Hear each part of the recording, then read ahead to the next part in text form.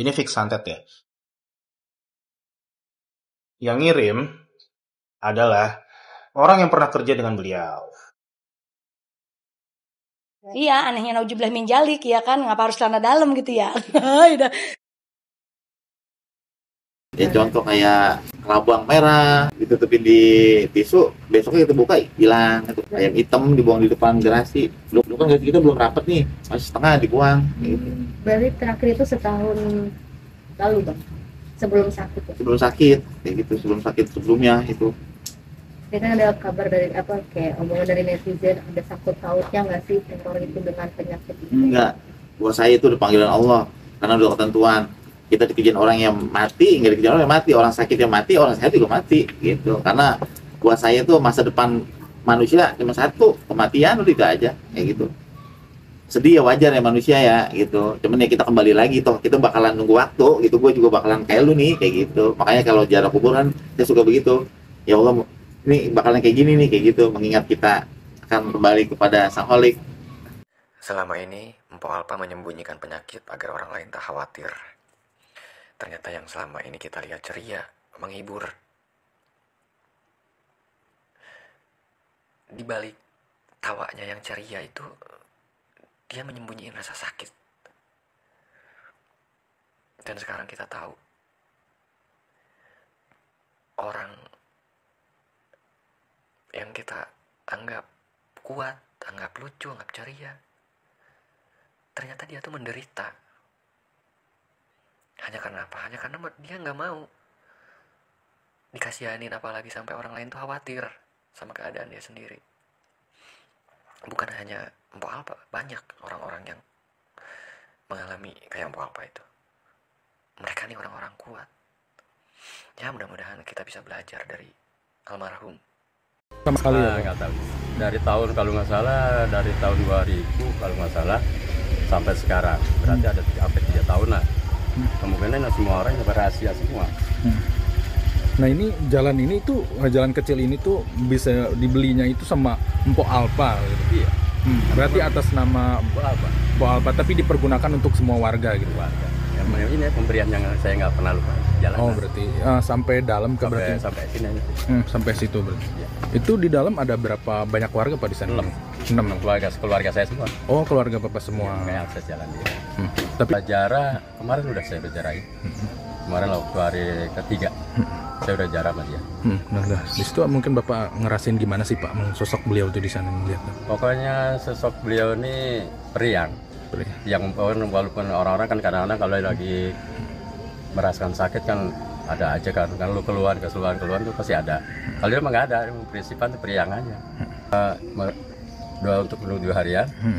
Ya mudah-mudahan aja amal baiknya diterima Allah Subhanahu Wa Taala. Itu aja. Nah waktu kalau itu nggak ada Pak. Enggak. Masalahnya kan langsung begitu dia kedengaran dari rumah sakit, kan semua orang juga pada kaget, panik. Nggak saking nggak percayanya. Jadi udah kan dari masjid, dari rumah sakit langsung muter sini. Itu semua akses. Yang saya baca dan yang saya lihat seperti itu, almarhumah Mpok Alpa ini kena kanker payudara seperti itu ya. Dan almarhumah ini kena kanker sudah hampir 3 tahun seperti itu. Dan pada saat sudah hamil 4 bulan, beliau cerita sama asistennya itu ya, kalau beliau ini menderita penyakit kanker payudara seperti itu ya. Dan akhirnya asistennya ini ya speak up di media sosial pas kemarin meninggalnya almarhumah Mpok Alpa seperti itu. Jadi beliau itu sejak hamil 4 bulan divonis sama dokter itu mengidap kanker payudara. Cuma kenapa dari pihak Mpok nggak mau kasih tahu itu, karena Mpok selalu bilang belum waktunya. Nanti kalau memang sudah waktunya, gue sendiri yang bakal sikap. Dia bilang gitu. Ya udah, akhirnya saya pribadi, keluarga, teman-teman semuanya yang memang beliau sendiri yang ngasih tahu ke kita keep silent, oke. Jadi hamil 4 bulan divonis kanker, tapi dalam keadaan hamil beliau harus ngikutin kemoterapi. Itu yang bikin beliau sedihnya luar biasa. Kenapa? Karena dokter bilang beliau mengandung anak kembar. Dan ini nggak semua orang perempuan bisa hamil kembar. Nah, tapi Allah punya kuasa, beliau hamil kembar. Dan yang bikin saya salut seperti itu adalah beliau di balik keceriaan tertawanya itu selalu pakai wig, dan itu semua ditutup karena beliau terkena punya penyakit kanker selama bertahun-tahun seperti itu. Dan se-Indonesia pun nggak ada yang tahu kalau beliau itu punya penyakit seperti itu.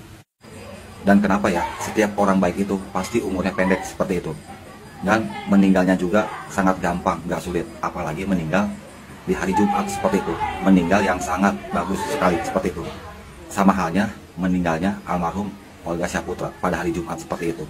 Sangat se-Indonesia itu kehilangan sosok beliau. Dan sekarang sosok kehilangan apa itu ya bisa kita rasain lah, apalagi orang-orang yang terdekatnya, sahabatnya itu ya, seperti itu. Sangat terpukul sekali seperti itu ya. Semoga almarhumah dihapuskan segala dosa-dosanya, diterangkan dalam kuburnya, diterima iman Islamnya, dan di tempat di sisi surganya Allah. Amin amin ya rabbal alamin. Tapi sampai sekarang apa yang dirasakan Pak Haji, Om Idung? Maksudnya tuh suasananya gimana kan? Om Idung sendiri bilang gak berani untuk ke kamar ya Pak Om Idung, sampai ya, itu kalau saat ini gimana? Ya bukan yang nggak berani ya, saya lebih gimana ya, kalau ngelihat kenang-kenangan foto di kamar tuh lebih sedih banget kayak gitu. Kerasa ya? Iya kerasanya, karena kan masih ada banyak barang empok, ada foto, pokoknya ada kenang-kenangan lah itu di dalam kamar itu gitu. Banyak juga baju-baju yang kita barengan sama, kayak gitu, kavelan, kayak gitu kan ditaruh di, kan kelihatan tuh di dekat apa, di gantung-gantung tuh.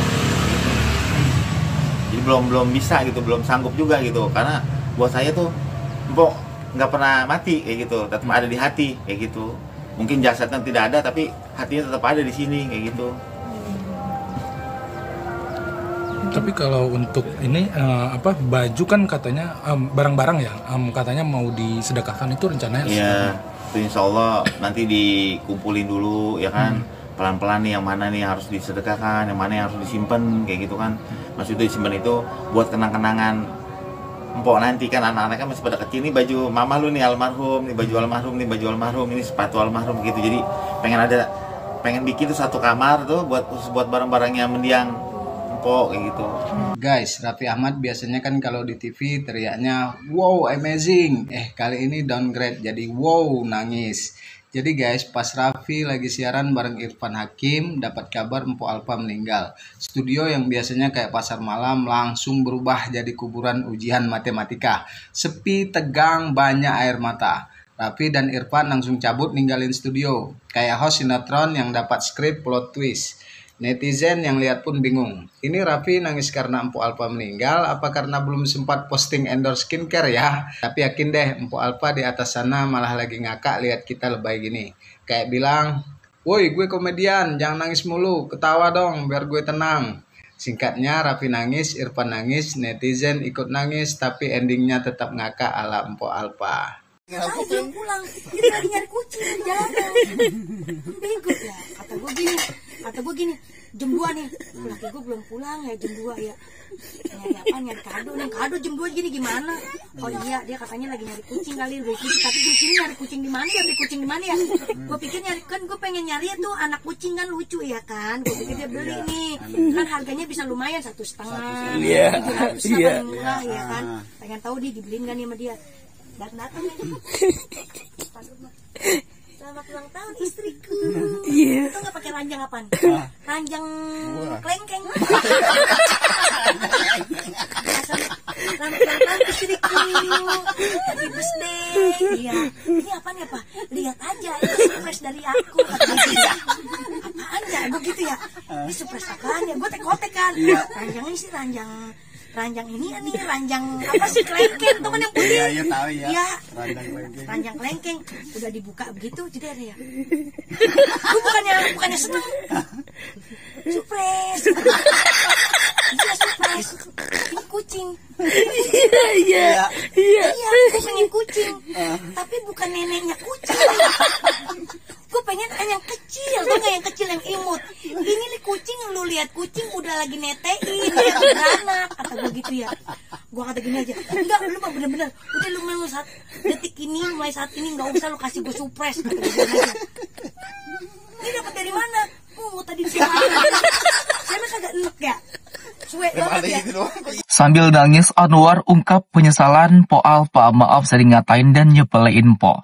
Kepergian Nina Carolina alias Po Alpa pada Jumat 15 Agustus 2005 kemarin masih menyisakan duka, bukan hanya bagi keluarga, tapi juga para sahabat terdekatnya. Anwar, pria tersebut bahkan meminta maaf kepada Po Alpa atas sikapnya yang kurang ajar kepada Po Alpa selama mendiang masih hidup. Sambil terisak, Anwar mengungkap bahwa selama kenal dan bekerja dengan Po Alpa, dirinya suka kurang baik dalam berucap. Dia juga ingat betul sering menolak ajakan Po Alpa untuk makan dengan alasan sibuk kerja. Maafin aku ya Mpok, waktu Mpok Alpa dan Anwar suka ngatain, suka berantem, Po Alpa suka ngajak War makan yuk, tapi Anwar suka nggak mau karena kerja, kata Anwar dalam potongan video yang diunggah di akun Gosip Nyinyir Update Official. Tak hanya itu saja, Anwar juga kembali mengingatkan bagaimana dulu dia sering satu frame dengan Po Alpa dan sering mengerjain Po Alpa. Di sini Anwar minta maaf kalau misalkan ada salah yang mungkin mengena di hati Po Alpa sehingga dia ingin mengucapkan hal tersebut di awak media. Sambil terisak, Anwar juga mengaku begitu menyesal sebab di detik-detik sebelum ajal menjemput Po Alpa dirinya tak berada di samping mendiang. Padahal suami Po Alpa, Haji Darmaji alias Idul, sudah menghubungi Anwar. Detik-detik Po Alpa mau dipanggil Allah, Anwar juga kagak ada di samping Po Alpa. Padahal Bang Idung udah ngasih tahu maafin Anwar ya Po, kata dia.